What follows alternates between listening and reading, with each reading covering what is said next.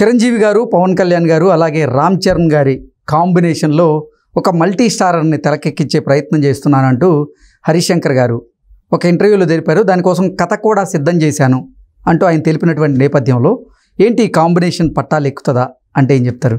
పట్టాలు ఎక్కడం చాలా కష్టతరమైన పని ప్రస్తుత పరిస్థితుల్లో. ఎందుకంటే మీరు అన్నట్టు అంటే ఆ కాన్సెప్ట్ ఆ థాటు ఉంటే ఉండొచ్చు.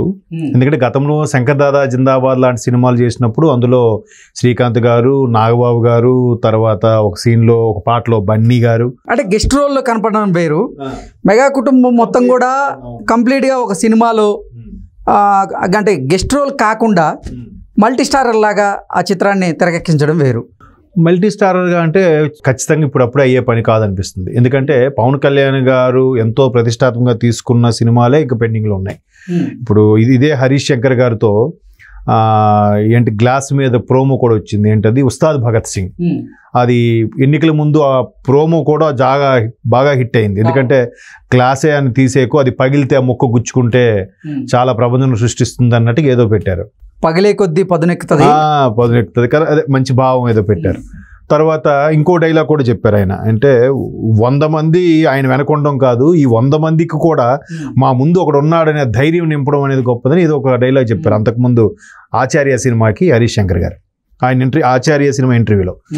సో ఇప్పుడు ఆయన ఉస్తాద్ భగత్ సింగ్ కానీ, హరిహర వీరమల్లు క్రిష్ గారిది కానీ, తర్వాత ఇంకోటి ఏదో ఉంది సినిమా, 3 సినిమాలు పెండింగ్లో ఉన్నాయి. ఓజీ, సుజిత్ గారిది ఓజీ.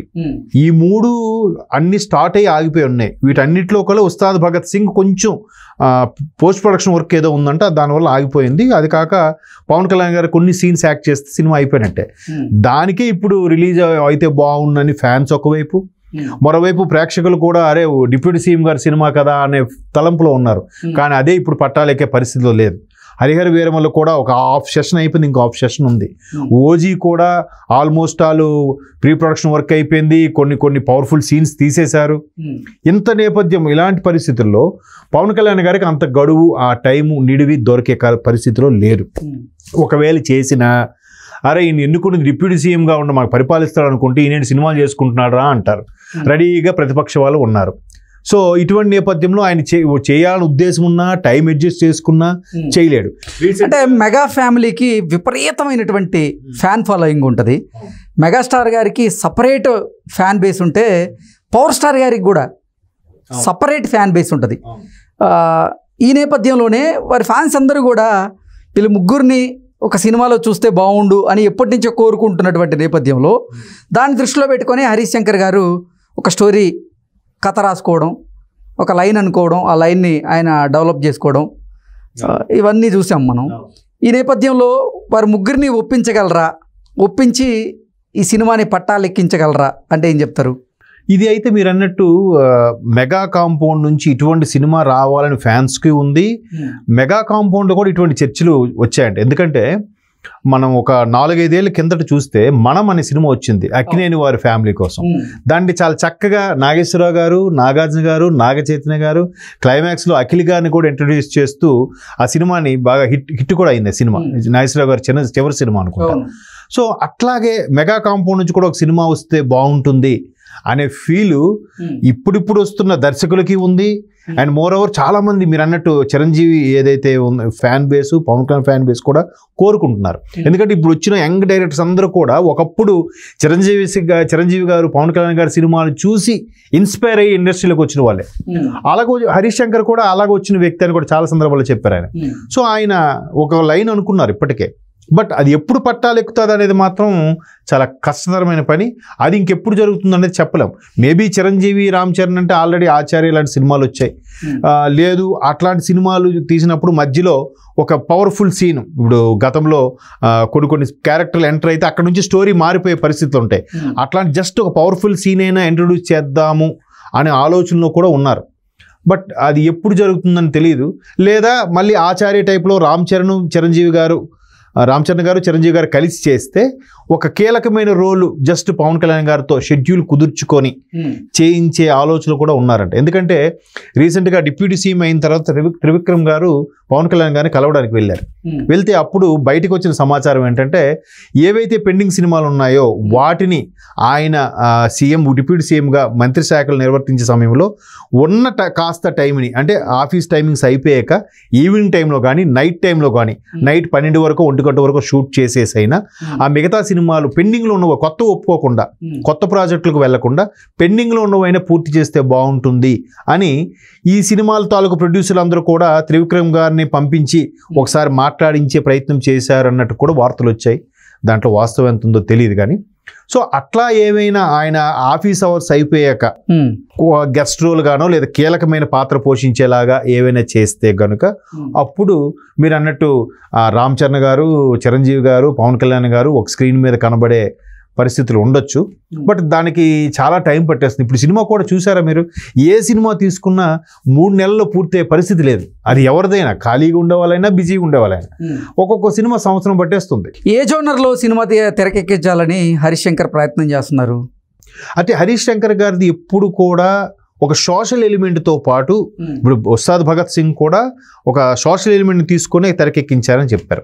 సో అంటే ప్రస్తుతం ఆ రాజకీయ నేపథ్యంలో ఉన్నారు కాదు పవన్ కళ్యాణ్ గారు, దానికి ఏమాత్రం ఆయన ప్రెస్టేజ్కి కానీ ఆయన పదవికి కానీ ఇబ్బంది కలగకుండా ఒక హుందా అయిన క్యారెక్టర్లో చేయాలంటే ఖచ్చితంగా సోషల్ ఎలిమెంట్ని ఏదో తీసుకోవాలి, దానికి ఒక మెసేజ్ ఓరియంటెడ్ అయితే ఉండాలి.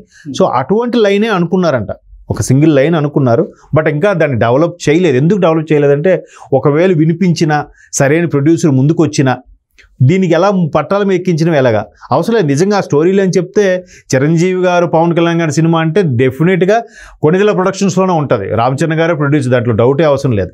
ఎందుకంటే చిరంజీవి గారు ఇప్పుడు వచ్చి తీసే ప్రతి సినిమా కూడా వేరే బ్యానర్లోకి వెళ్ళట్లేదు. రామ్ చరణ్ గారే ప్రొడ్యూసరు, కొణిదెల ప్రొడక్షన్స్ సురేఖ గారు సమర్పించనే ఇస్తున్నారు. సో ఖచ్చితంగా రామ్ చరణే ముందుకు వస్తారు ముందు, లేదంటే నాగబాబు గారు రెడీగా ఉన్నారు. మీరు రామ్ చరణ్ వద్దంటే అంజనా ప్రొడక్షన్స్లో నాగబాబు గారే తీసుకుంటారు తప్ప వేరే కాంపౌండ్కి అయితే ఇవ్వరు.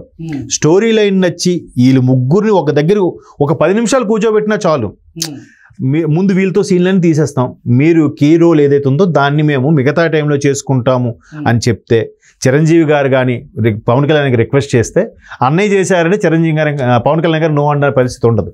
బట్ ఇవన్నీ సమీకరించేది ఎప్పుడు? ప్రస్తుత రాజకీయాల్లో అంత బిజీగా ఉన్న పవన్ కళ్యాణ్ గారికి, ఆంధ్రప్రదేశ్ రాష్ట్రానికి ఉప ముఖ్యమంత్రిగా పవన్ కళ్యాణ్ గారు చాలా బిజీగా ఉన్నటువంటి నేపథ్యంలో ఈ టైం కుదిరేటువంటి అవకాశం ఉందంటారా?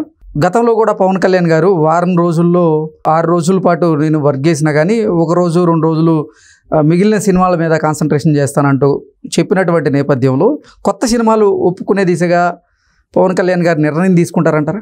లేదండి, ఎందుకంటే మీరు ఆ ఎన్నికల క్యాన్వాసింగ్ టైంలో మీరు అన్నట్టు 6 రోజులు, 1 రోజు కుటుంబానికి లేదంటే కొంత పెండింగ్ సినిమాలకు కేటాయించవచ్చు అనుకున్నా కూడా, మొన్న వారాహి నవరాత్రులు ఆయన ఒక మాల వేసుకున్నారు కదా, అప్పుడు ఇలాగే పబ్లిక్లోకి వెళ్తే అక్కడ అడిగారు, అన్న పెండింగ్ సినిమాలు మీరు కావాలని అంటే, మనకు అంత టైం ఎక్కడుందబ్బా, ఇప్పుడే దీంట్లోనే అయిపోతుంది, అవన్నీ అవుతాయి అంటారా, చూద్దాం అన్న అవ్వేశాడు ఆయన. అంటే ఆయనకి తెలుసు కేటాయించలేను, టైట్ షెడ్యూల్ అని. బట్ గతంలో దివంగత ముఖ్యమంత్రి ఎన్టీఆర్ గారు కూడా ముఖ్యమంత్రిగా ఉన్నప్పుడు కూడా కొన్ని సినిమాలు చేసిన సందర్భాలు ఉన్నాయి. సమ్రాట్, అశోక్, ఏదో విశ్వామిత్ర లాంటి సినిమాలు చేశారంట అప్పట్లో. సో ఈయన కూడా వెసులుబాటు కుదుర్చుకొని చేయొచ్చు. ఎందుకంటే అప్పట్లో ఎన్టీఆర్ గారు కూడా ఏమైనా ఫైల్స్ సంతకాలు అయితే అక్కడ సెట్లోకి వెళ్తే అధికారులు అక్కడే సంతకాలు పెట్టేవారట. ఆ షూటింగ్ని కాసేపు ఆపేసి అధికారులతో ముచ్చటించి మళ్ళీ యాక్ట్ చేసేవారట. సో పవన్ కళ్యాణ్ గారు కూడా అలా చేయొచ్చు, ఎందుకు చేయకూడదు అంటే కొత్తవి కాకపోయినా పెండింగ్ అయినా పూర్తి చేయాల్సిన బాధ్యత ఆయన మీద ఉంది. ఎందుకంటే ఇప్పటికే ప్రొడ్యూసర్లు చాలా ఇంట్రెస్ట్, ఫైనాన్స్ తీసుకొచ్చుంటారు, అవన్నీ ఉండడం వల్ల పెరిగిపోతుంటాయి. రిలీజ్ అయితే వాళ్ళందరికీ ఊరట, రిలీజ్ అవ్వకపోతే వాళ్ళందరికీ పెద్ద బర్డెన్ అయిపోద్ది. ఆ రెస్పాన్సిబిలిటీ, ఆ అకౌంటబిలిటీ ఈయనకు ఉంది కాబట్టి ఖచ్చితంగా వెసులుబాటు చేసుకొనైనా చెయ్యాలి. బట్ మరి ఏం చేస్తారో చూద్దాం.